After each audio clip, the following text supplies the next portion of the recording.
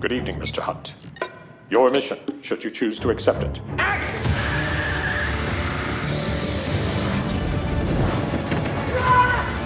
Oh, God. The mission in Mission Impossible is to recover 3 plutonium cores before they can fall into the hands of a terrorist known only as John Lark. Kill them. For all the MI fans, it really is a culmination of every film. The end you always feared is coming. Every mission has led to this one. The fallout of all your good intentions. The book, The Odyssey, was chosen for a very specific reason. The journey that Ethan Hunt and his team go through, it is an odyssey and definitely reflective of that story. It's an epic tale, it's a personal tale, and there's incredibly huge stakes. Ethan has walked into a situation beyond his control, and as hard as he tries to control that environment, he has to go through this story even though he knows he's being manipulated. At the very beginning of this project, I went to Tom and said, if you could only do one thing in this movie, what would it be? He said, I want to tie up the story of Ethan and Julia. That made me really excited because the love story felt unresolved. We wanted to bring that back, that emotional journey of his past that's going to now come to the forefront. I'm so sorry. I'm so sorry. One of the very interesting things in Mission Impossible is the team of actors. Doesn't everybody want to be a part of the IMF? It's the impossible mission for us. Ethan, the countdown has started. We have 15 minutes. I work with people that I admire, people that I respect, and I love these actors and I love these characters. The IMF team in this movie is comprised of Ethan Hunt, Benji Dunn, played by Simon Pegg, Luther Stickle, played by Ving Rhames, and Ilse Faust, played by Rebecca Ferguson. Bringing the team together is a real challenge. The story seems to scatter them. It's very rare where you find moments where you have the whole team together right before the car chase kicks off. They all end up in a car. We were hurtling around Paris. I'm in the back with Ving and Henry, both of whom are large men. Was the little car your idea? At one point, Henry decided he didn't want to ride back in the car because it was quite cramped, so he said, I'll run up there. And we just drove the car next to him running, and I sang the Superman tune out the window. Henry Cavill, who plays Walker in the film, is something of a wild card in our story. He's the director of the CIA's #1 assassin. He goes and takes out people who you can't capture. I just thought this guy is really talented, and he came to this film and he really brought it. Angela Bassett, who plays Erica Sloan, the new director of the CIA. She's ruthless, hard-charging. You just go, this woman is powerful. She just exudes intelligence, power, credibility. And that character that Q wrote for her, I love it. I had an absolutely fantastic time working with her because she really brings something special to the movie. Alec Baldwin, who plays Alan Hunley, the now secretary of the IMF, was a character we loved working with on the last movie, and we absolutely had to have him come back this time. I really admire him. To have McQuarrie write those scenes that we get to act together in such a large film, but also very personal moments. I'm sorry, sir. Vanessa Kirby plays the White Widow. Thank you for coming. She appears to be this woman who runs a charity and is a philanthropist, and in reality, she's an arms dealer. The White Widow is somebody who comes into Ethan's life as a sort of total antithesis of all the people that he's met so far. The language of Mission Impossible is all about practical stunts, practical action, going to real locations. This Mission Impossible takes us to London, Paris, New Zealand, Norway, and the skies over Abu Dhabi. The scope of the film is enormous, and I think the story wants that. I was determined to have multiple stunts and have all of those stunts be, in some way or another, uniquely challenging. Physical things are always more effective. You feel the weight and the proximity and the speed and the danger that's involved. You can tell when something's been cheated, and the one thing that Tom definitely does not want to do is cheat an audience. Tom is actually hanging off that helicopter. When he dropped to the cargo bag, he did that. I know he did it because I watched him. It's all to maximize the fact that the character that you're with is doing all of these things, and it really puts you in the center of the action. We are crashing and driving trucks, cars, motorbikes. We're skydiving. We're helicopter flying. We're falling. We're fighting. We are running on rooftops. The rooftop chase in London was originally going to be a small bit of action that joined two acts together. It grew in size and it grew in complexity. I'm gonna run as fast as I can. I'm actually gonna try to make it to the other side. First 2 takes, I went in quite hard, and it knocks the wind out of you, but it looked cool. So I was like, all right. He really wanted to stretch it out and make it look great. Put my foot out literally for a split second to try to soften the impact just a hair. It put pressure on his foot and snapped it. I looked down. He knew he had broken his ankle. I crawled over the wall just to get past camera because I knew this is the take. First thing he did was turn to the camera operator and say, did you get that? The shot of Tom breaking his ankle actually made it into the film. Tom, being such an athlete, is aware of what it takes to do what he's about to do. Tell me what I could climb, guys. People think that he's reckless, and he's not. He's incredibly safety conscious. Nothing would ever happen on set if he wasn't 100% sure that it was safe and doable. Tom is never just flying a helicopter or riding a bike or driving a car. He's giving performance as Ethan Hunt. To be able to give character whilst doing it at that level is what separates him.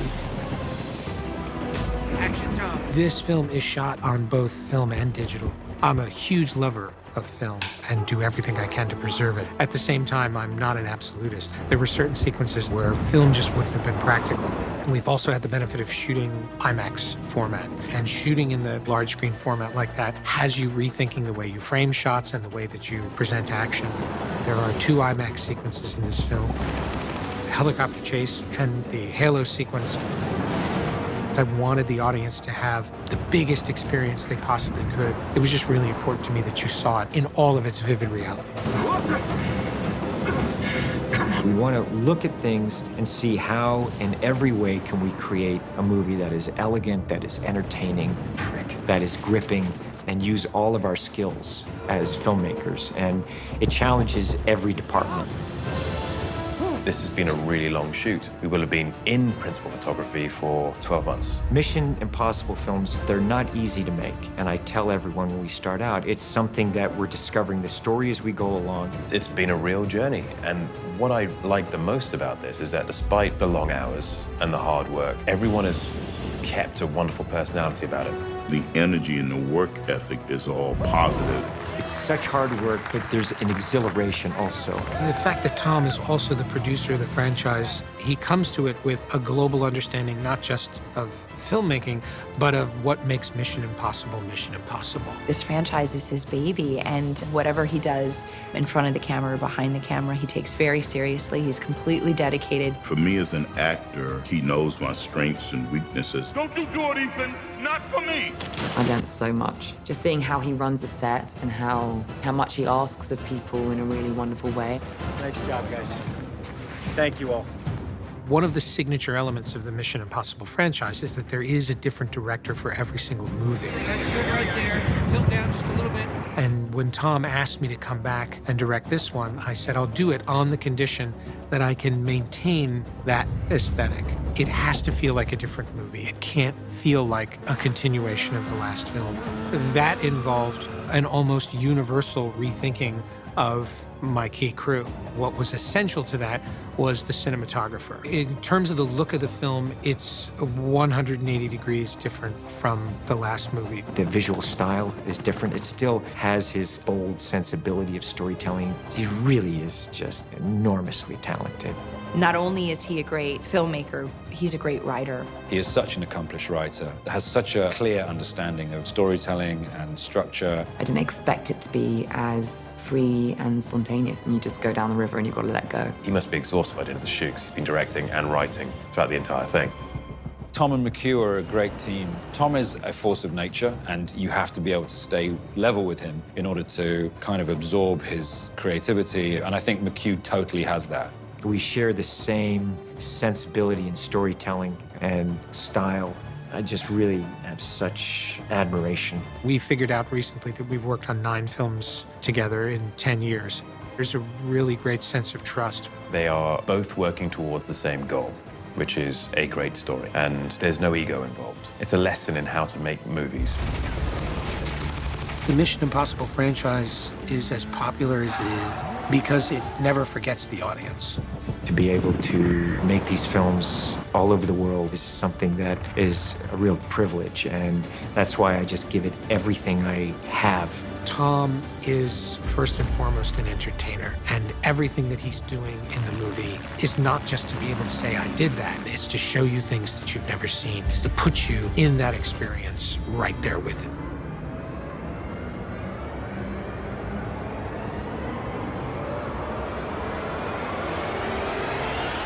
It's another great installment in what has become a really beloved, long-running story. Ultimately, it's a story about people. It's very human. After 5 Mission Impossible movies, it's safe to say this one outdoes them all. I think we just pulled out all the stops. It's just a beautiful movie.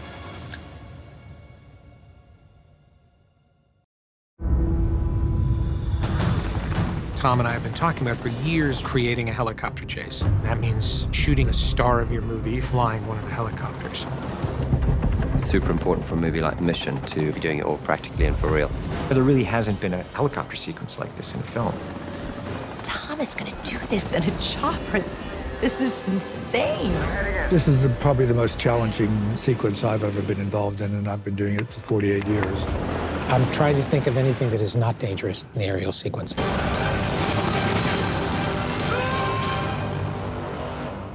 If Tom is going to be doing things as dangerous as he's going to be doing, we want it to be in as dramatic an environment as we can find. It turned out that the place that really matched our movie was New Zealand, and New Zealand, stunning country, beautiful. Why is New Zealand the perfect location for Mission Impossible? Just take a look around you. It's supposed to be Kashmir in the film. You obviously can't go and film in Kashmir. It's a militarized area, and they're very used to working with helicopters here, so it worked well for us. The gorges of New Zealand, I mean, it's some of the most beautiful and downright dangerous terrain that you've ever seen.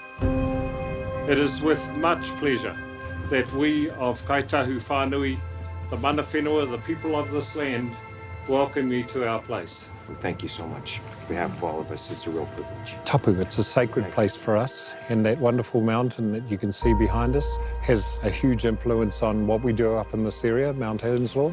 The touching of noses is really symbolic. You are you and I am I. It's not until we touch each other's noses that we share each other's breath, and you become part of me and I become part of you. I fly aerobatic airplanes and warbirds. I'm the pilot. But helicopters, I'd really never flown. I wasn't licensed in it. The reality of this, guys, we don't know what it's going to look like until we start gradually working our way into it. Of course, Tom was first going to have to learn how to fly a helicopter. Then he was going to have to develop his proficiency to a level where he could actually fly aerobatics.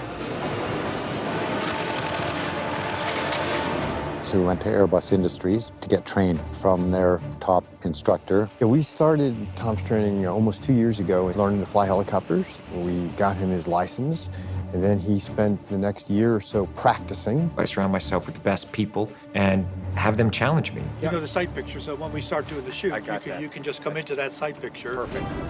Everyone was very concerned about Tom when he first came here. There was a lot of doubt on can Tom pull this off? Can he learn how to fly a helicopter? And usually to put someone like that into a situation like this is almost impossible, really, to imagine. Number one, it's never been done before. Am I good enough to be able to do this? Tom is very confident about his abilities, but helicopter's a bit of a different thing to learn how to control it over time.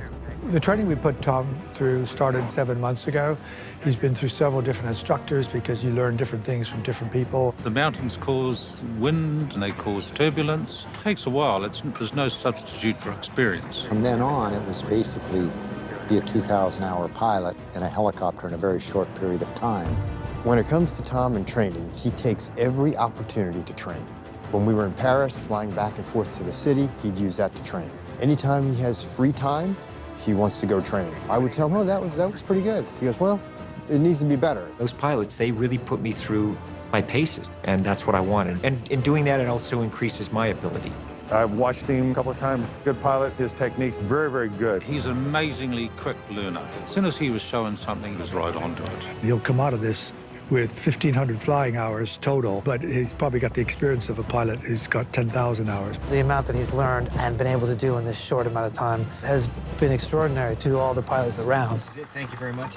Thank you. And we were looking desperately for a helicopter. We wanted something that was highly maneuverable, but you also wanted something that had enough of an open glass canopy that you could see out and you could see in. That led us to the Airbus 125, which is a fantastic, fantastic helicopter. I wanted to fly the Airbus helicopter, where they call it the Squirrel. It's got a tremendous amount of power.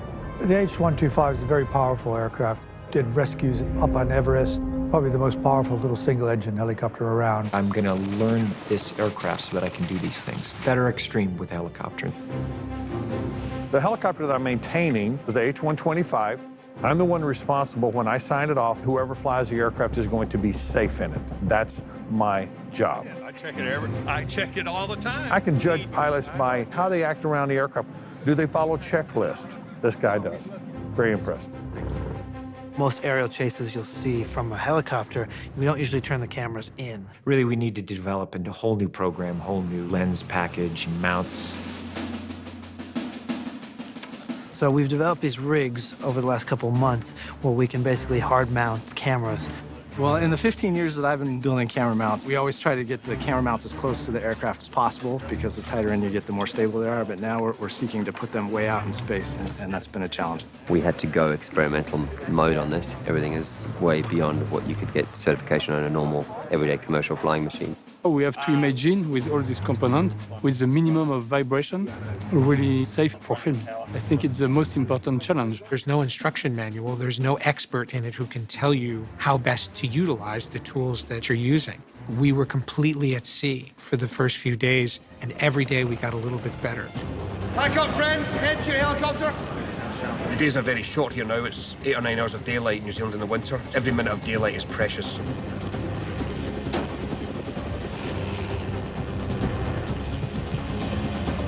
The most dangerous part of the aerial sequence is really that there's more than one helicopter in the air. You had the two hero helicopters, Tom's helicopter and Henry's. My helicopter, which was following them. A separate camera helicopter, which was filming the two hero helicopters from the outside, air to air.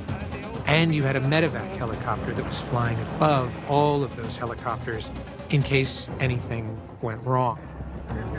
Once all the helicopters are floating in the air, it becomes a little harder to organize. So it's really important for all the pilots to talk about the sequence they're about to do before every run. So just to clarify again, we're going to go in. You're 1, 2, 3. Yep.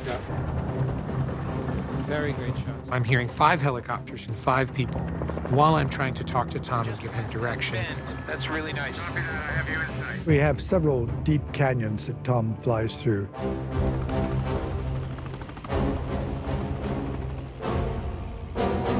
I think someone mentioned, if anything happens, there's no way to recover you.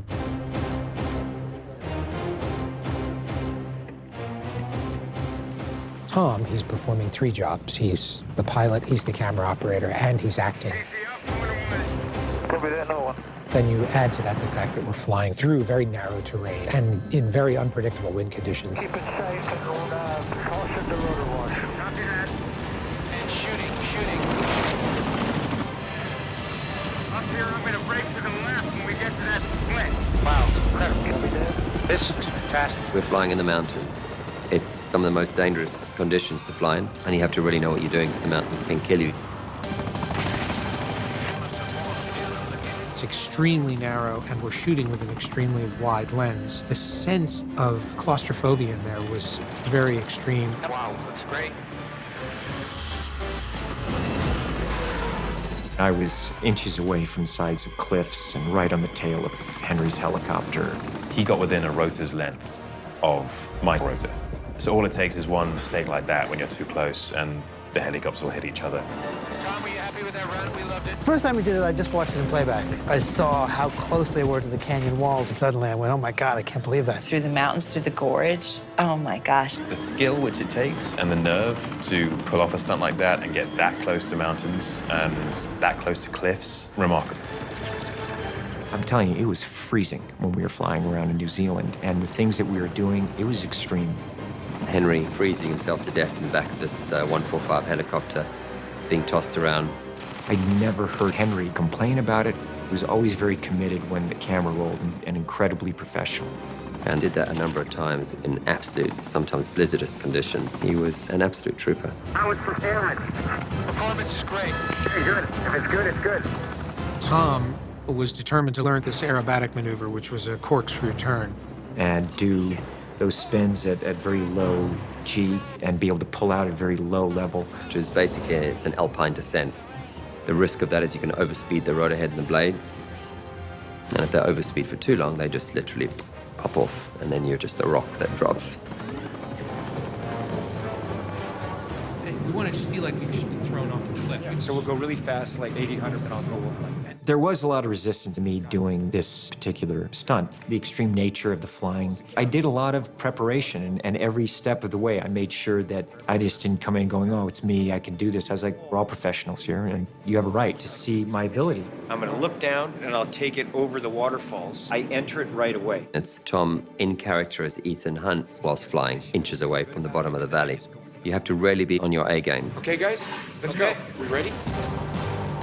TC is lifting, TC is lifting. We're rolling and ready when you are, Tom. Yeah, let's do the dive. I'm gonna break to the left. 3, 2, 1, action. We're good, we're rolling.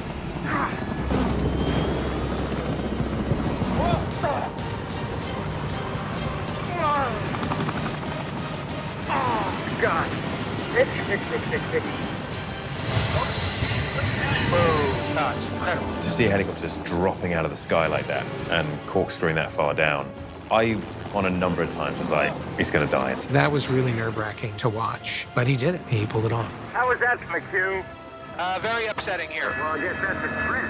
Absolutely. I know that everyone sighed a massive sigh of relief when we finished there. I think we're all very proud of what we accomplished. A aerial sequence where the star of your film is also flying the helicopter.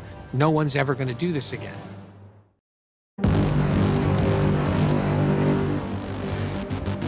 In Mission Impossible, you're always talking about what is the stunt. This is by far the most dangerous stunt we have in the movie. Everything we do on a Mission Impossible movie is a challenge because it's real. It's a terrifying stunt.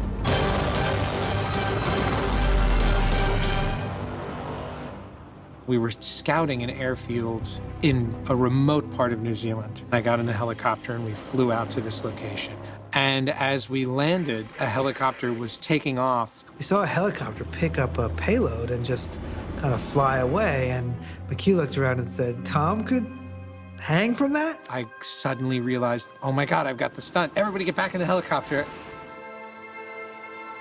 In our story, Tom chases after a helicopter which has got a long line load in the bottom of it. Tom is forced to grab on and is hoisted into the air. He'll climb the rope and actually fall. He's going to fall 45 feet down the line, ricochet off the load, and disappear. There are always the perceived dangers in a stunt, and then there are the real dangers. Some of the flying we do is very high and it's really cold, -10 centigrade without the wind factor on them. He's fighting against extreme cold, wind, and then also the air pressure, which changes as a result of being under the helicopter. It's very difficult to breathe. So the long line, that was intense. Tom is doing everything himself. The reason we do that is to create a much more subjective experience. Extremely challenging to do that for real. You could do that on a green screen, fans blowing, which most films would do. I don't care how good green screen is. I've done it 1,000 times. You can tell when it's not the real thing. But of course, Mission Impossible fashion, we didn't. We flew a real helicopter and dropped Tom Cruise off of it.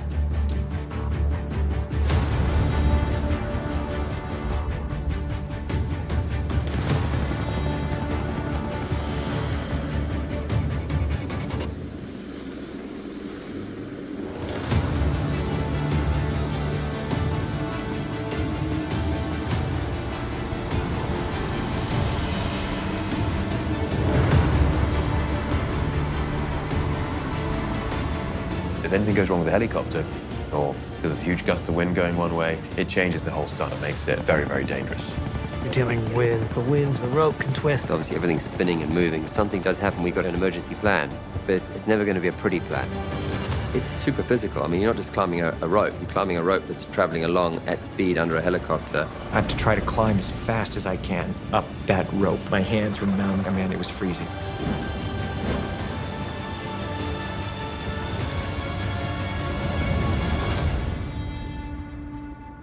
Check this out. That's awesome. Check that off our checklist. Now the fall.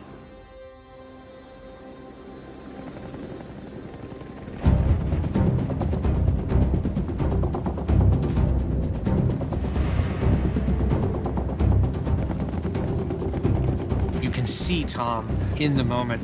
He knows that he's got to drop, and the only person in charge of that is him. My hands locked. I was holding on. I'm like, oh, just do it. Just let go. Resisting the urge to hang on was extremely tricky. He knew, oh, this is gonna hurt. This is really gonna hurt. And he just lets go. They just unlock it, and it's a free fall. It's a free fall to the back. As Tom was shooting the drop for the first time, Rebecca and I were standing on the set. You could see Tom dangling from this helicopter, and Rebecca walked up to me and said, "What is he doing?" It is so goddamn high, and then you see this tiny little black dot. And about a second later, Tom fell. What the hell is he doing? I find it best not to look. And I heard myself scream. I actually thought he fell. There was an audible gasp from the crowd. We heard on the radio, I think we just lost Tom. That's a huge drop. I mean, he impacted that load hard.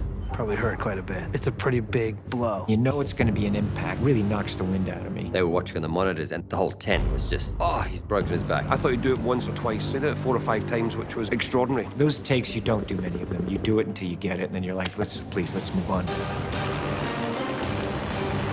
It's so exciting to see an actor want to partake in all of these things, and rare to have an action sequence be authentic. I really trust Wade, and I trust the team. They set it up beautifully. I admire the skill and talent of those guys, because you look at the things that have to come into play. They did really an amazing job. Really well done.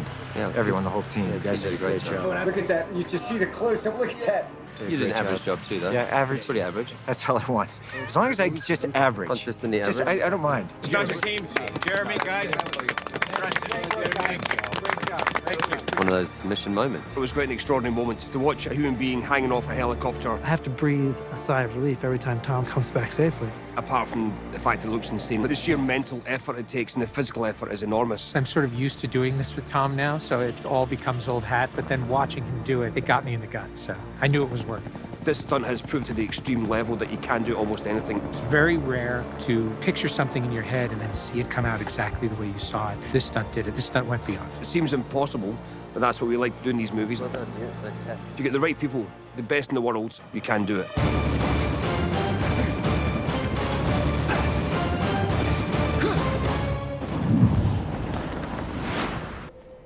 Talk to me, Benji. Where's Walker? He's about a quarter mile west of you, turn right. I thought it would be interesting to have a look at how we actually ended up recording one of our scenes. And one of the scenes we're going to look at is the foot chase. And during the full commentary, we were talking about how we recorded the sections separately and at which studio we recorded them. But what we're going to do with this scene is actually listen to each section. So we're going to start off first with just the bongos, because they royally deserve their own stem.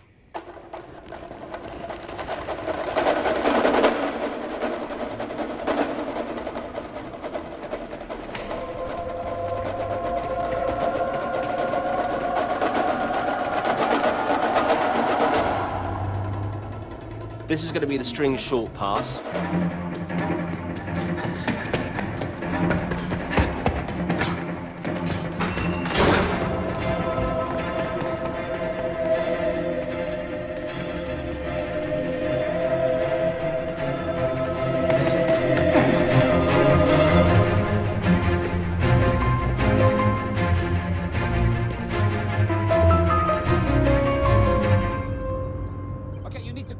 And then coming up next is bass short, which is just its own channel, which is just the bass synth. Ethan, did you copy? Left, go left now. I'm working on it. That is a patch I made on Zebra, which is the virtual synth that I use, which is in quad. Okay, now go across the street right in front of you.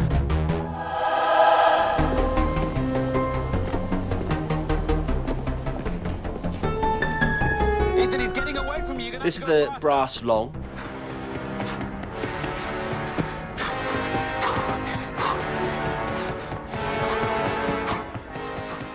So this is the brass shorts playing.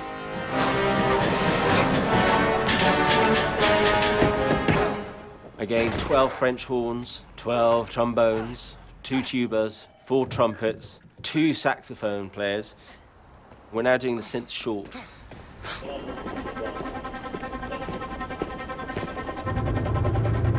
You're gaining on him. Go straight. Straight! Keep going straight! Go straight, go straight, straight, straight. Okay, now turn right. With the synths, for anybody interested, it's a mixture of the Zebra synths and also the Arturia. A lot of Arturia Jupiter was used, and some UVI Fairlight samples were used. The Fairlight Series 3 was used, Fairlight Series 2 was used in it.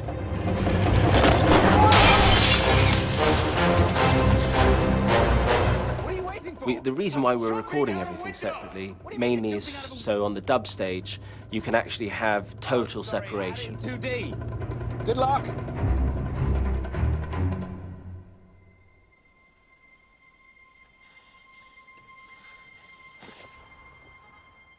Strings long is normally going to be melodies or actual chord progressions that are accompanying it.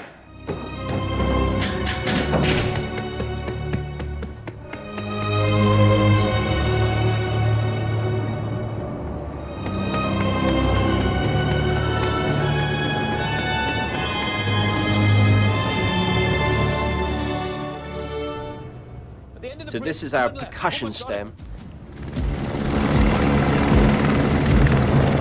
Come on, come on, come on. Come on, Ethan, get him. You're right on. And then the last stem we're going to hear is everything put together.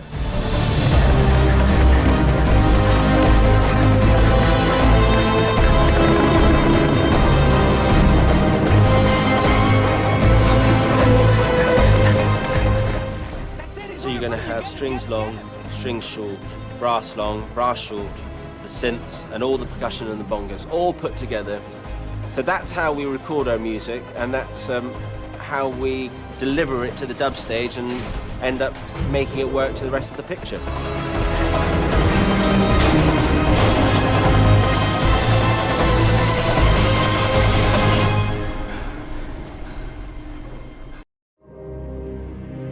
We went to beautiful locations. The scope of the film is enormous, and I think the story wants that. Every Mission Impossible has led to this one. I love these characters. You have a group of great actors hitting their stride. Mission Impossible is about practical action. They're not easy to make. Rolling. 3, 2, 1, action!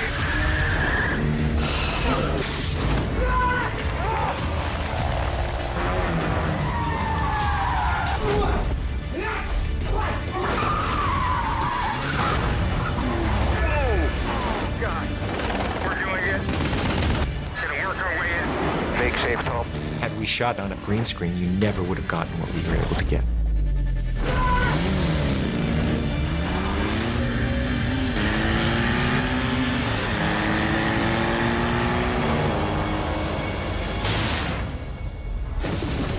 What we're doing is extreme, and the whole team pushed for excellence. We're climbing up. The camera team is lifting. Roll on both of these. I'll tell you when. PC is lifting. We're ready when you are. Copy you. Tension, tension. Got you loud and clear. We're good, we're rolling. There's absolutely nothing like pushing film to this kind of epic scale.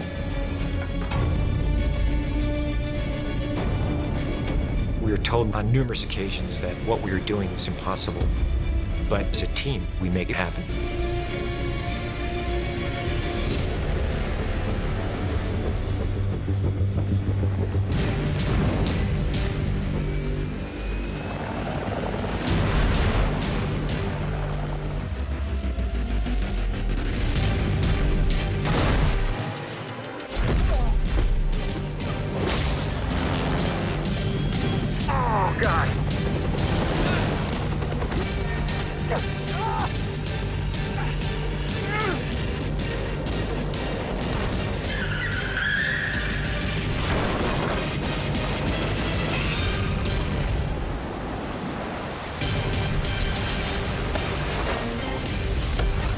That is the greatest feeling, and why I think I'm addicted to movies.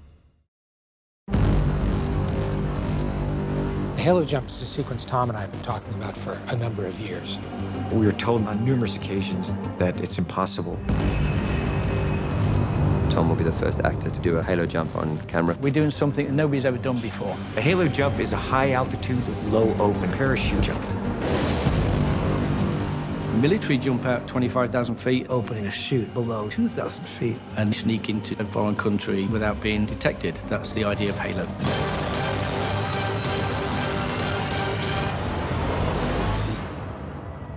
In 35 years of skydiving, I've never come across a challenge such as this. The challenges are multiple. No one had ever jumped out on film at this altitude. We're shooting a format that has never been shot in free fall before. Everything that we're doing involves equipment that's never been used before. Dangers of hypoxia and the bends. We were concerned about the speeds, mid-air collision, entanglement. We had a 3-minute window a day to get the shot. I describe it as trying to hit a bullet with a bullet. Tom's insistent on performing all the stunts himself. He wants it to be a completely authentic experience. The audience can tell when something's been cheated, so it's important to be doing it all for real. Not only is he an amazing actor, he is a stuntman. I don't know what's going to happen when I hit. His physical talent is unbelievable. You need an actor that can carry it off, and you need the best of the best to support it. The skydive team is amazing. Between us, we've got over 80,000 skydives, but everyone's got a different skill. Members of the British team, Competition jumpers, members of the Red Devils. world record holders. You couldn't have a better team. Globally, they are the best. The first phase of the Halo sequence was building a wind machine that was large enough for us to be able to rehearse. So we built one of the world's largest wind tunnels. Wind tunnel training was tough. The wind force is so much higher, and it's constant. You're in it for an hour. We trained on that just to figure out how are we going to do this. Positions, lighting, the gear, testing the helmet. We couldn't have done it without the wind tunnel. Once we had finished rehearsing, Tom then had to qualify for a number of jumps. So we went to Abu Dhabi and trained. We needed a place that had the weather that's needed for the multiple days of training. We needed the UAE. Had they not stepped in, we would not have been able to accomplish the sequence. They have a growing film industry here, and the military allowed access to their C-17s. The C-17 is a 4-engine heavy lifter for the military. Hugely cavernous. The speed that it can fly at. Sitting there at an angle, going up at 5,000 feet a minute. The ultimate ride. The support from the C-17 crew and from the UAE has been tremendous. The Air Force gave us a Twin Otter to use during the day. Which is a twin-turbine propeller aircraft we've been using for practice jumps from 15,000 feet. No one thought it would require over 100 jumps to get the scene. We've been doing 5 jumps a day out of the Twin Otter. That's a pretty good skydive. Good rehearsal. In the afternoons, we'll do 3 C-17 jumps. It's challenging. The amount that Tom has had to take on is incredible. We didn't understand what Tom was capable of doing. He's doing things in free fall a lot of experienced skydivers haven't been able to pull off. I know people with over 1,000 skydives that can't do what Tom Cruise is doing with less than 100. It's one of the most dangerous things I've ever worked on. Any small thing can produce fatal results.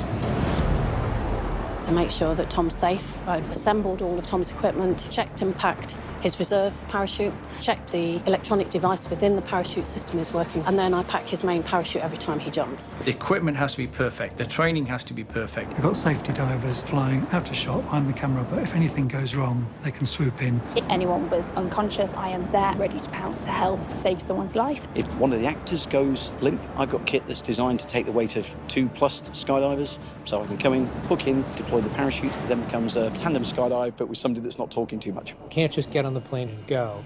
You have to spend 20 minutes on the ground breathing pure oxygen. Cleansing our blood system of the nitrogen. So that you don't get decompression sickness. If you don't have serious medical problems, it starts becoming exponentially more dangerous the higher you go. The real danger involves hypoxia. You start losing your mind, but you don't realize it. You're not getting the oxygen to your brain, so you're making what you think are sound decisions, and they're not. At 25,000 feet, if they were off oxygen for a minute, they're in real trouble. We have to keep a real close eye on making sure that everybody's connected up, their oxygen tanks are full. In order for the actors to be on oxygen, the helmets that they're wearing in the film actually have to be functioning breathing apparatuses. So we had to develop a special helmet turn the whole helmet into an oxygen delivery system, and that was a first. It's a nighttime sequence, which means we have to find ways to light Tom's face.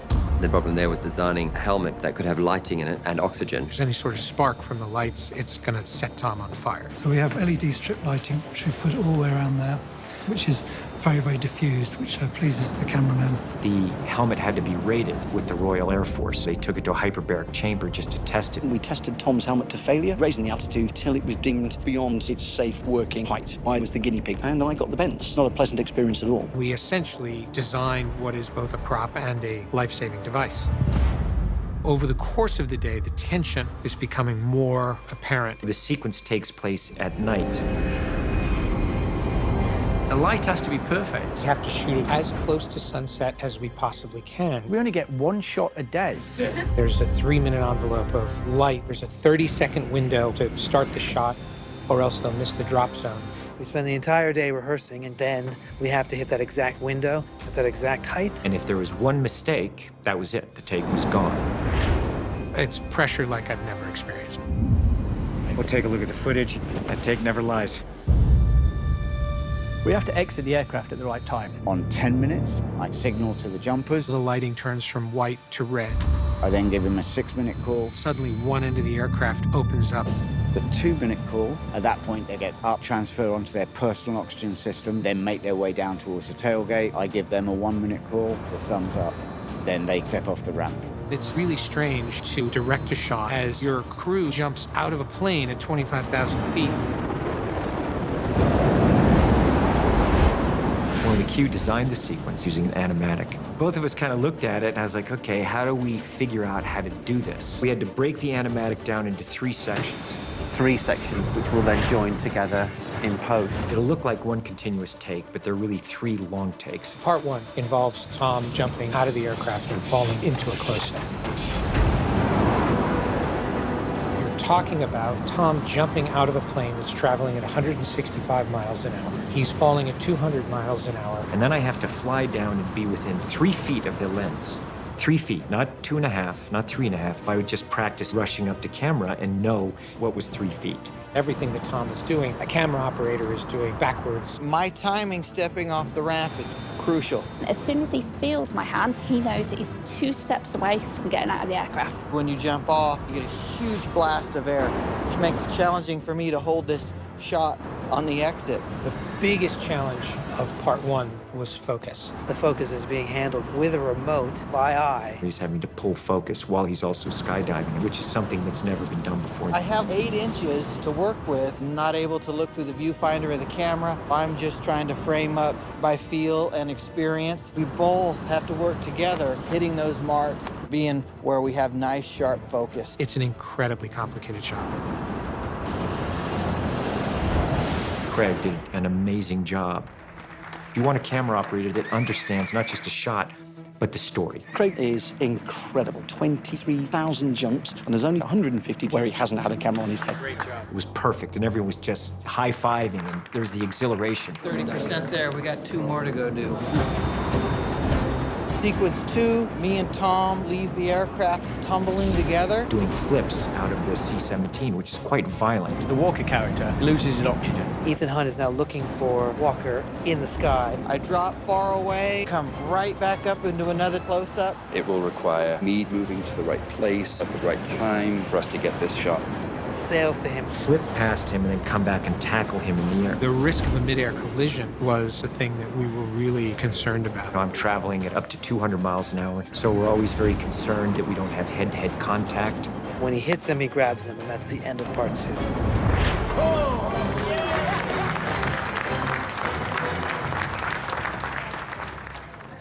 One shot left. Then it came to section 3. Ethan Hunt takes his oxygen supply, connects it to Henry Cavill's oxygen supply. I'm kind of climbing up his body, up his parachute, and I'm just trying to hold on to him. Tom is climbing over the top of me. My reserve parachute handles could be dislodged. We could open a parachute around Tom. We had to make the oxygen equipment removable from one person to another while you're in free fall. It has to be quick. So we ended up having to use magnets, the second strongest magnets in the world. And you have to be very careful that you don't trap your fingers because they will break.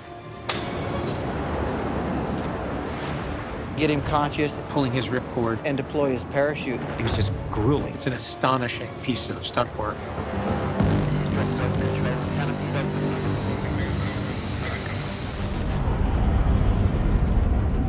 Very nice one. I think we got it. We just called the crew together, showed them the take. We all made the decision together. This is the take, and that was a wrap. We finished the movie. I didn't think we'd get it as good as we did. It's an amazing piece of film. We're making history here. I still can't believe we got it. That is the greatest feeling and why I think I'm addicted to movies.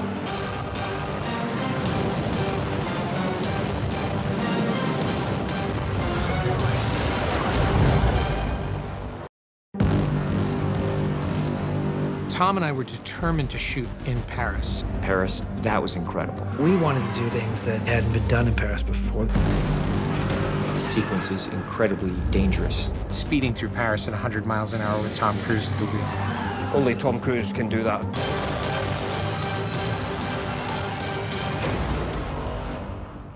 I love movies. I grew up watching so many great films that were made in Paris. To be able to go there to celebrate a city of cinema, it's very rewarding. We wanted to do something that really showcased the city. We are under the city, in the city, over the city. You see every possible corner of Paris in this chase. We had watched a short film called Rendezvous. There's a chase that was inspired by Rendezvous. I love that movie. I remember seeing it the first time. So it really inspired both of us. What I like to do is let the locations dictate the action. The first thing we did when we were developing this story was come to Paris and let the city tell us what the action was going to be. Paris is such a beautiful city, and to shoot there was something of a dream. We had some unprecedented access to not just the roads, but also the river, which was a fantastic privilege. They really allowed us to use the city, the Arc de Triomphe, every street that we asked for. I think big films normally come to Paris for sort of 3-4 days. And we're here for shooting with the main unit here for 8 weeks. We locked up the Avenue de l'Opera and along the banks of the River Seine. We've had an idea that he wanted to film big, iconic locations, so it was more logistics around that. To get the permission was an amazing thing in its own right. Tom's character, Ethan, is running away from the police, starts in a truck, jumps onto a motorbike, has a very gnarly crash, and then into a car. The truck's ploughing through a junction and Tom's just going to crash into one of the oldest streets in Paris. Ethan is running away in a BMW M5. It's an amazing car. It was a hand-built motorsport car. He's a very, very good driver, Tom. I remember asking Wade Eastwood, our stunt coordinator, who was going to do the driving. Wade said, "Oh, Tom's the best driver I have." He's a natural in all sorts of vehicles. He's drifting the car like he's owned it for years. Tom tortured the M5. It was like going down stairs backwards in a car and spinning it round. I mean, there's no like rigs or anything, they just do it. He drove down a very tight road on cobbles, turned the car around, he drove it straight off a 5-foot drop-off. I mean, there aren't many stunt people in the world that are capable of doing that. The thing just didn't break. We smashed it, we hit it, we jumped curves in it, we drifted it, I mean, it was indestructible.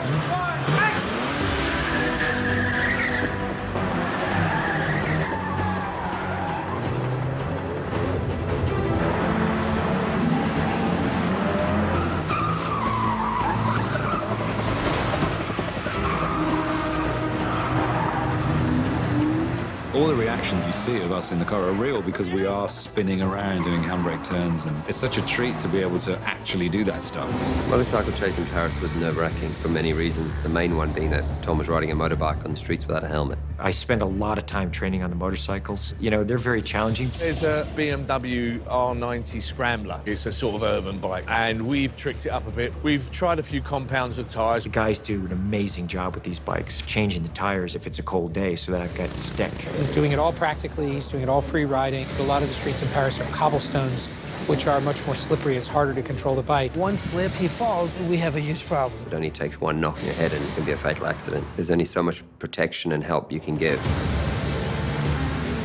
Every time he gets on it, it scares the life out of me. He's got 2 speeds, which is to stop and flat out, but he's a great rider. So although I stand there and I'm just terrified sometimes, he has got lots of control, and he's used to bikes this big, so he's good. Tom was always very careful on the bike. He knew his limits. He would push to the limit, but he'd never go beyond.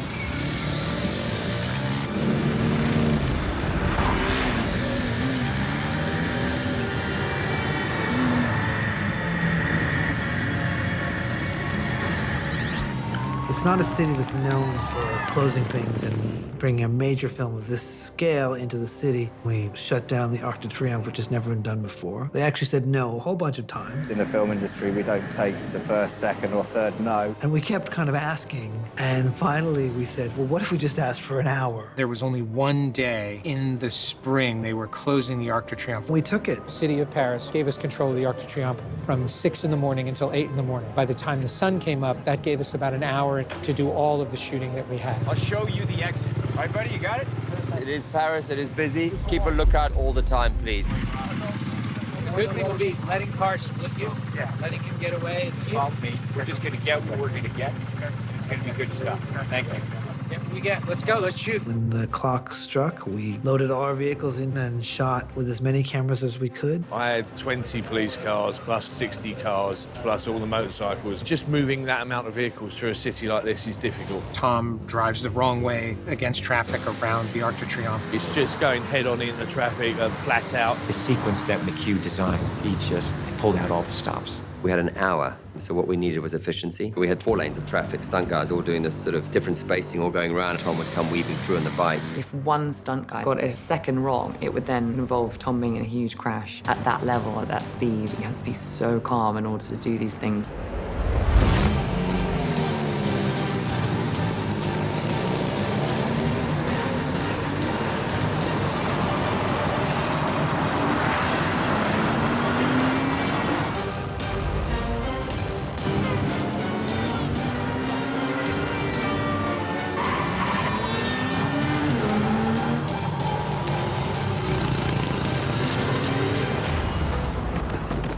There were lots of complicated pieces. Any one slip-up could have tripped the whole thing up. Everybody performed perfect. It was quite incredible. We had this huge day at Arc de Triomphe. We had a huge day at Rue d'Opera, and we ended up having to do both of them back to back. These things aren't usually done.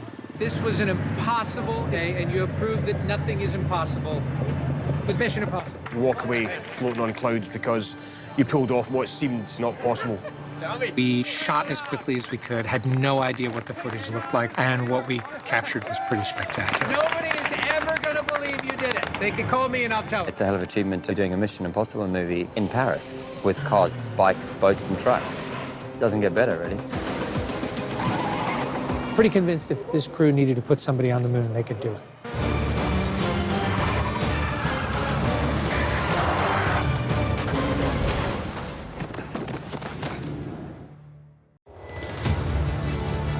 On this rock formation, there's a fight with both characters falling over the cliff. We have literally built a small city on the side of the mountain. We've come here to shoot it for real. It's the Mission Impossible way.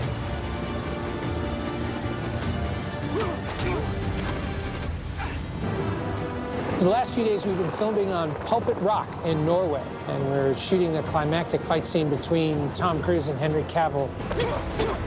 In the sequence of the film, there is an aerial chase with helicopters that end up colliding and crashing into each other. The characters, they fall out, and they land on this rock formation. There's a fight that ends up with both characters falling over the cliff. Pulpit Rock is a national treasure in Norway. We were looking for a climactic location, and this was so amazing looking, we wanted to include it. The weather on Pulpit Rock is very extreme. The second time the crew went to scout, the wind was so extreme, the only way that you could scout it was on your belly. The winter is coming on fast, and we have only a few hours of daylight this time of year. Every morning we wait for the call to come in. Our crew will meet, get taken up onto Pulpit Rock and get out of a helicopter with the engine still on, which is known as a hot landing. We can't shut down the helicopters because it takes too long. And I picked this location out of a photograph. Coming out here, you don't think about any of the logistics involved. The biggest challenge here is access. Bringing this much equipment and 150 crew up to a remote area. The only way to get our crew to Pulpit Rock and all of the equipment was via helicopter.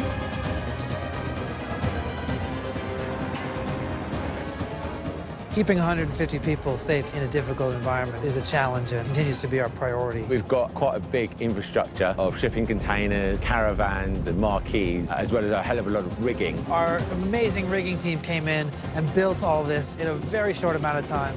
All of this gear had to be brought in by helicopter. The entire set had to be constructed. We hung a 30-foot crane off of the cliff. We had a drone, a helicopter. We've had ground cameras up on these big cliffs up here. I could climb, guys.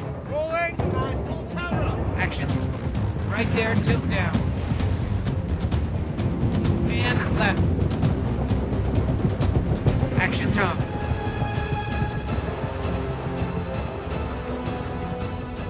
And then we have to get out again before it gets dark, or if a weather warning comes in, it tells us to get off the cliff.